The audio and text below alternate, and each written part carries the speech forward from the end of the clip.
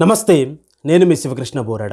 ఒక రాజ్యంలో ఒక సోమరిపోతున్నాడు. శరీరం అంతా కూడా చాలా బాగుంది, బలంగా ఉన్నాడు. అయినప్పటికీ కూడా ఎంత మాత్రం ఉల్లంఘక ఒక దేవాలయం ముందు భిక్షాటన చేస్తున్నాడు. భిక్షాటన చేస్తుంటే ఒక రోజున ఎవరు కూడా భక్తులు డబ్బులు వేయకపోయేసరికి చాలా కోపంతో చిరాకు వచ్చింది. చిరాకు వచ్చిందంటే గట్టిగా అరుస్తున్నాడు, గట్టిగా భగవంతుడు తిడుతున్నాడు. ఇలాంటి సందర్భంలో ఆ రాజ్యంలో ఉన్నటువంటి రాజు భగవద్ దర్శనం కోసం దేవాలయం దగ్గరికి వచ్చేసరికి ఈ బిచ్చగాడు భగవంతుడిని తిట్టడం, గట్టిగా అరుస్తున్నాడు. ఇవన్నీ కూడా విని ఆయన దగ్గరికి వెళ్ళాడు.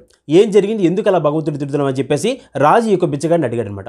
ఈ సోమరిపోతు వెంటనే ఏం సమాధానం చెప్పాడంటే, నీకే నువ్వు చక్కగా చక్రవర్తివి, అన్ని సుఖాలు అనుభవిస్తావు, అన్ని భోగాలు అనుభవిస్తావు, నీ చేతిలో ధనం ఉందని చెప్పేసి నాకు భగవంతుడు ఇలాంటి దారుణమైనటువంటి బ్రతుకునిచ్చాడని చెప్పేసి ఆ రాజుతో ఈ యొక్క బిచ్చగాడు చాలా కోపంగా మాట్లాడుతూ భగవంతుడు దూషిస్తూ ఈ యొక్క విషయాన్ని చెప్పాడు. చెప్పిన వెంటనే రాజు ఏం చెప్పాడంటే, నీకు భగవంతుడు నిజంగా ఏమి ఇవ్వలేదని అంటే ఏమి ఇవ్వలేదని చెప్పాడు. సరే అయితే ఒక పని చేద్దాం, నేను నీకు ₹1,00,000 ఇస్తాను, నీ 2 చేతులు కూడా నరికేసి నాకు ఇచ్చేస్తావు అని చెప్పేసి రాజు బిచ్చగాడిని అడిగాడు.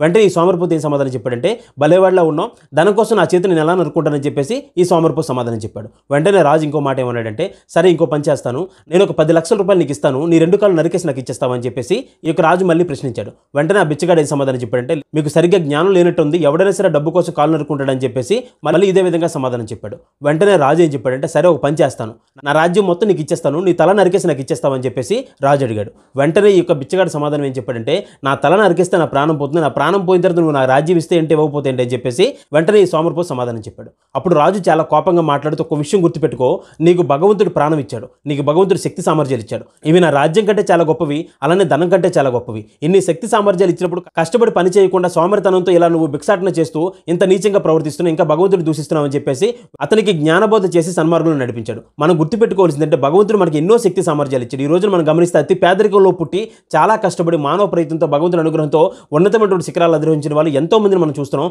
ఎంతో మందిని మనం ఆదర్శంగా తీసుకుంటున్నాం. కాబట్టి ఇన్ని శక్తి సామర్థ్యాలు ఇచ్చినప్పటికీ కూడా భగవంతుడు నాకేమి ఇవ్వలేదు, నాకేమీ చేత కాదు, నేను ఎందుకు పనికిరాను, ఇలాంటి నిరాశ నిస్పృహలతో కూడినటువంటి ఆలోచన విధానం, జీవన విధానం ఎంత మాత్రం కూడా మంచిది కాదు. కాబట్టి ఉన్నతంగా జీవిస్తూ ఉన్నతమైనటువంటి ఆలోచనలతో మంచి సక్సెస్ని ప్రతి ఒక్కరు కూడా సాధించాలని చెప్పి మనస్ఫూర్తిగా కోరుకుంటూ ధన్యవాదాలు. జై హింద్.